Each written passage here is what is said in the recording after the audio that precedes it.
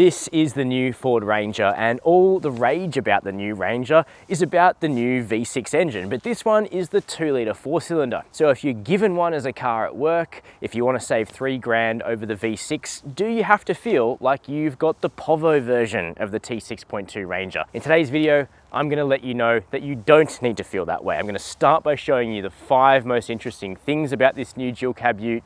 We'll jump into the Ranger Sport 2-litre and check out the interior, the back seats.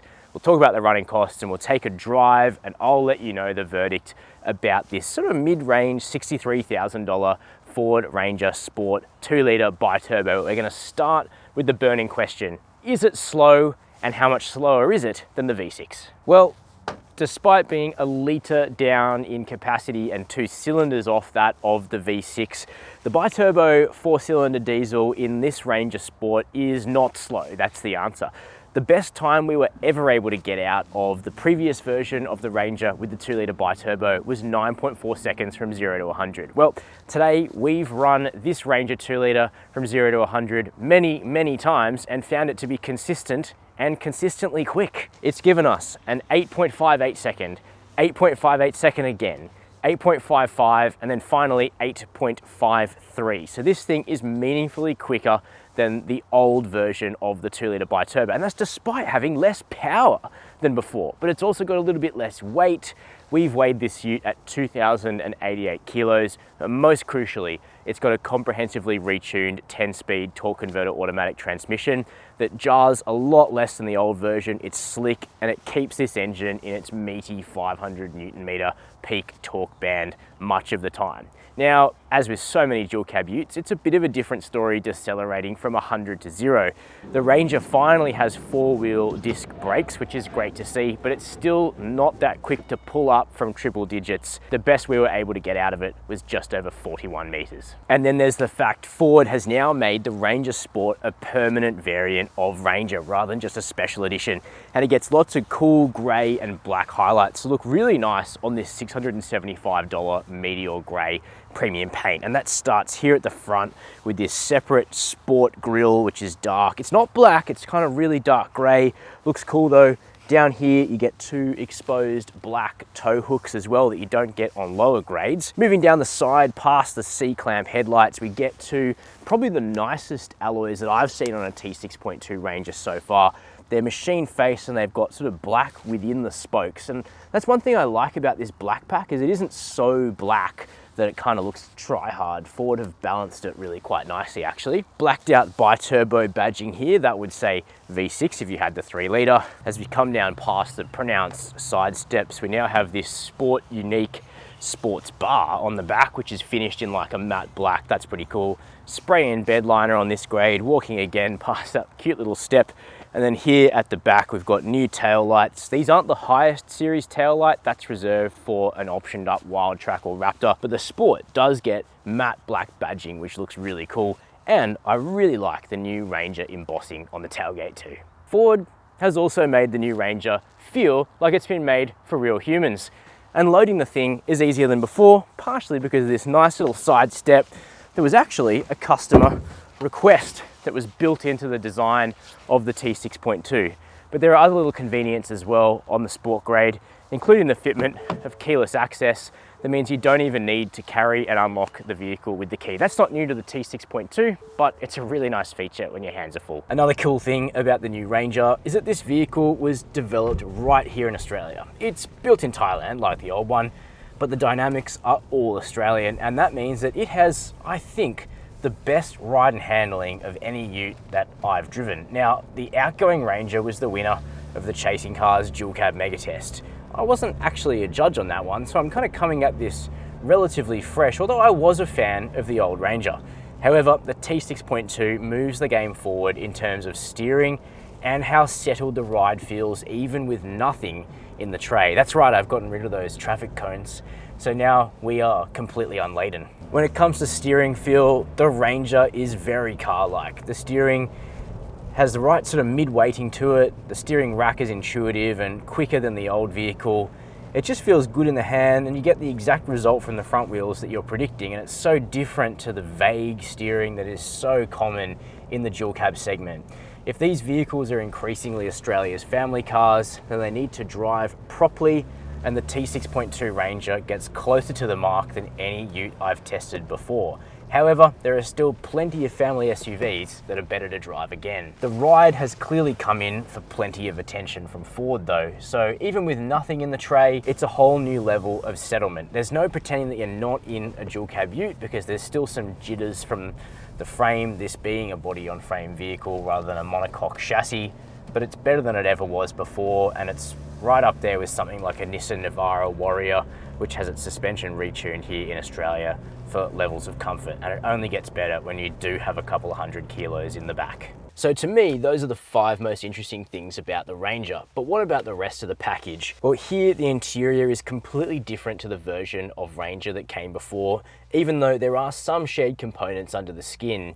It's a bigger and wider car and more spacious inside too, and that's kind of reflected in the design of the dashboard, which feels broader than before and is built around these really nice honeycomb air vents. The portrait touchscreen, which is simple to use and has wireless smartphone tech, and this steering wheel feels largely similar to the old one, but it's not too thick, so you can actually get your hand around it, which is good.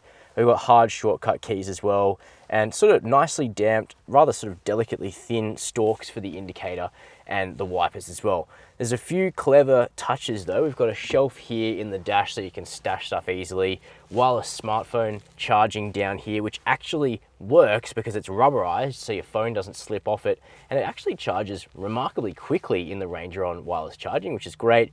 USB A and C, big cup holders, a big box between the seats too, and this electric shifter for the 10-speed auto. Not everybody loves it, but I prefer it to the rotary shifter that was going to be imposed on Ford, we hear, but instead they went for this style instead. Now, given this is the 4-cylinder, we've got selectable four-wheel drive here, but not the automatic mode you get with the V6, unfortunately. But we are sitting on leather. As standard in the Sport, you get this black leather with grey trim on it, 8-way power adjustment for the driver. You don't get under thigh adjustment, but Ford have set up the default angle really well, whereas the passenger seat is manual. Now, if you spend $3,500 more, you can buy the Ranger Wildtrak. That gets a power passenger seat. It also picks up stuff like heated front seats, which I've been missing. It's bloody cold at the moment, and a larger touchscreen too, and a few other bits and bobs outside. But I think the Sport is fairly good buying. That's if you ignore the outgoing Amarok, which of course is less safe, but gives you a V6 Highline grade for the same money as this Ranger Sport 2-litre, which is a little awkward. Anyway, that's the front. Let's check out the back seat. The back seat is bigger and smarter. So we can actually fold it up like this, which is good if you're packing sort of tall items and you don't want them out there in the tray.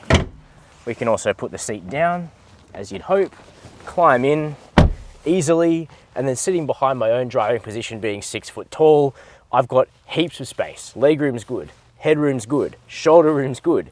You could get a third adult here in the center if you needed to, and the backrest is way less inclined than something like the outgoing Amarok. So there is space for adults in the back of the Ranger to feel comfortable and safe as well, because this thing has airbags in the back, which is good, and it's probably going to qualify for a 5-star ANCAP rating, although it hasn't been rated as yet. The backrest is also not as tilted forward as it is in so many dual cabs, so as a family vehicle you can start to see that the Ranger will be usable, although the Everest wagon, which is coming later, will be even better in that regard. Still, I think you could get by in this thing with kids in the back, and we do have ISOFIX ports here for getting your infant and child seats into the thing nice and easily.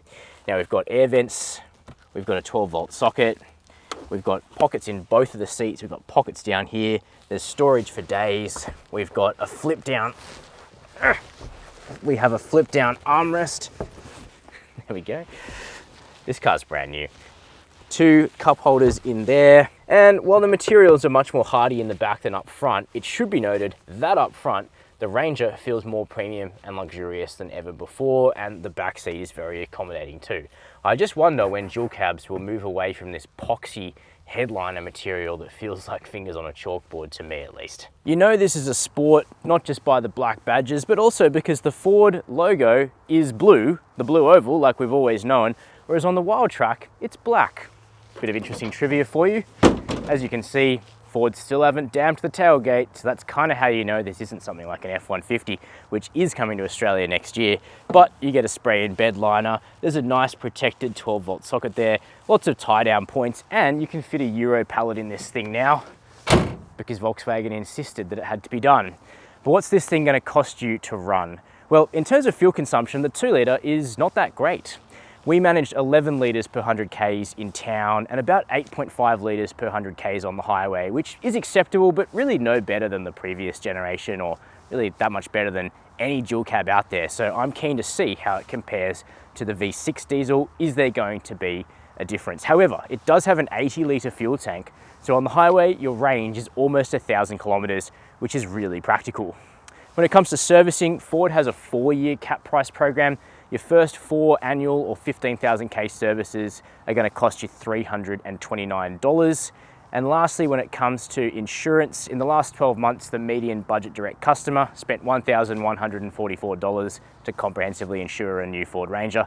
Everybody's situation varies and your premium will vary based on things insurers take into account, like where you live and your driving history. And a little extra, 5-year unlimited kilometre warranty on the vehicle. Now, it strikes me that if you are buying a new Ranger, the engine you probably want is the 3 litre turbo diesel V6 that makes 184 kilowatts of power and 600 Newton meters of torque. And even after a full 10 days of driving the Ranger 2 litre, I still think that that V6 is probably what most people are going to want to go for. But maybe the delays are too long, or maybe you've been given a bi-turbo 2 litre as your work vehicle. So should you feel left out? Well, I don't think you have to, because the engine is still a peach as far as 4-cylinder diesels go. It's got 154 kilowatts of power and 500 Newton meters of torque, so it's actually not far off the V6 in terms of outputs. And as we already demonstrated in performance testing, it's much quicker in a straight line than it was in the previous generation.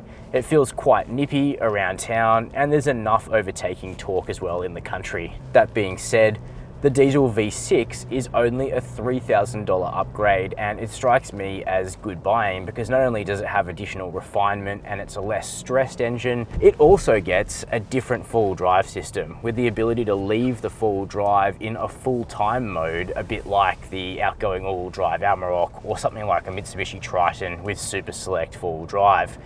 Here in the 2 litre, it's still broadly similar to the old system where you drive it in 2-wheel drive or rear-wheel drive on tarmac, and then you can engage 4-high or full drive in low range at will. And as such, even though the stability control is well tuned here in Australia for the Ranger 2 litre, it will scrabble its inside rear tyre, taking off with a bit of verve while also turning a corner. And that's a problem that you're going to experience less in the V6. When it comes to the safety systems too, there's been an improvement, but the Ranger still isn't perfect. The adaptive cruise control is smooth, but the lane keep doesn't hold you in the center of the lane like it would in many passenger cars.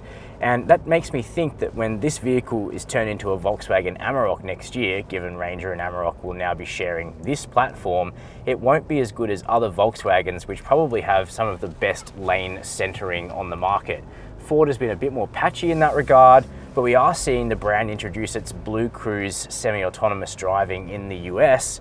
Maybe we'll see that in a future update to the Ranger here in Australia. And while Ford will be bringing its F-150 to Australia next year, the fact it has to be converted after production will mean it's an expensive vehicle. The Ranger is more car-like to drive than ever, while retaining plenty of off-roading capability, so it's likely to be a significantly better buy than the Effie, particularly because there's so little to complain about when it comes to the driving experience. It's better than any Ranger before it, it does the ute thing really well, even to someone who's not a rusted-on ute fan like myself. So even if you go for the 2 litre rather than the V6, it's definitely worth a close look. So would I buy a new Ranger? If I wanted a ute, I would. But would I go for the Sport 2 litre? Ultimately, I reckon it's worth cracking open the piggy bank, finding the extra $3,000 and going for the V6 if you can get your hands on one. It's more powerful, it's going to be more refined again, and it has that full-time full drive system. But this engine is very drivable, it's quicker than before, it's cheaper than the 6, so it has a lot of things going for it as well. But the vehicle as a whole is a really nice setup. Now the question is, of course, should you wait for the next F-150, which Ford will be bringing to Australia in 2023? Well, it's going to be a lot more expensive than this vehicle because it has to be converted after it's built. So it's likely value for money will still be in the Ranger's corner. Well, that's my opinion on the Sport 2 litre. Hit subscribe down below in the notification bell, leave us a comment, and you can catch all of our other Ranger content on the Chasing Cars channel.